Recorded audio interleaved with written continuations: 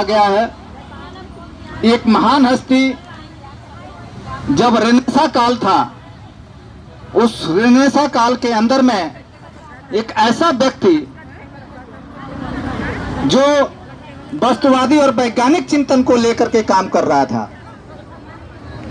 जिस टाइम में धर्म के अलावा कुछ और लोग सोच ही नहीं पा रहे थे, जो धार्मिक बंधन थे उससे मुक्त नहीं हो पा रहे थे, ऐसे समय काल में उन्होंने एक वैज्ञानिक चिंतन को, वस्तुवादी चिंतन को आगे बढ़ाया।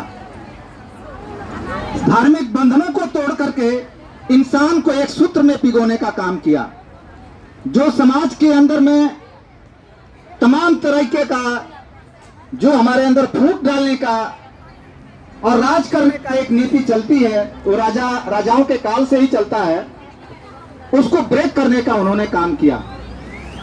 उनके अंदर में इस समाज के लिए बहुत पीड़ा था, बहुत दर्द था कि ऐसे समाज में हम रह रहे हैं जहां पे हमारे देश के अधिकतर युवा जनता सुविधाओं से वंचित है। उनको खाने के लिए कुछ नहीं है, पहनने के लिए कुछ नहीं है, उनको पढ़ने के लिए भी अवसर नहीं मिल रहा है।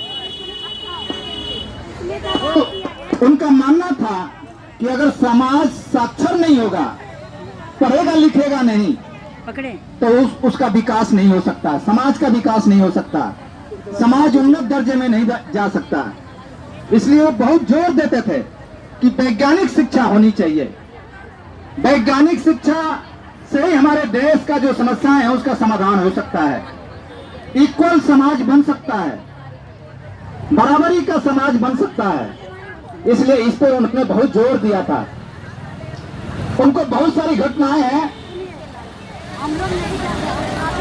एक अंग्रेज उनसे मिलना चाहा, उनके दफ्तर में गए वो, तो वो अंग्रेज जो है ऑफिसर, वो ठीक से बात नहीं किया। आमने सामने कुर्सी लगी हुई थी, बीच में टेबल था, वो अंग्रेज टेबल के ऊपर में पैर रख करके, उनके सामने पैर रख करके बात करना शुरू किया। विद्यासागर जी ने उसको टोका और कहा कि ये सभ्यता ठीक नहीं है आपकी। तो उसने बोला कि हमारा सभ्यता यही है। विद्यासागर ने वहां कुछ बात नहीं किया, बोला हमारा जितना भी जरूरी बात है अब हमें नहीं करना है, वो चले आए। लेकिन विद्यासागर का नाम केवल देश में नहीं विदेश में भी था।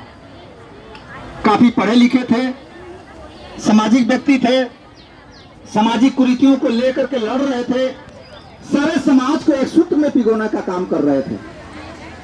बहुत समय के बाद उस अंग्रेज को यह समझ में आया कि विद्यासागर बहुत महान व्यक्ति हैं, शिक्षा के मामले में उनका कोई मुकाबला नहीं हो सकता। तो इस बारे में उनको कुछ बात करना था, तो ऑफिसर फिर से विद्यासागर के पास गया।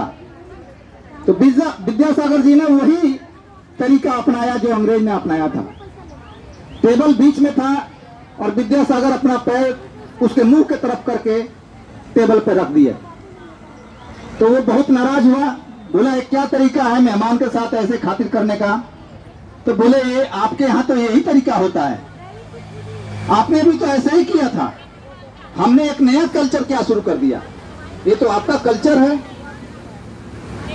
तो मतलब किसी भी सूरत में अपने स्वाभिमान से वो समझौता नहीं करते थे।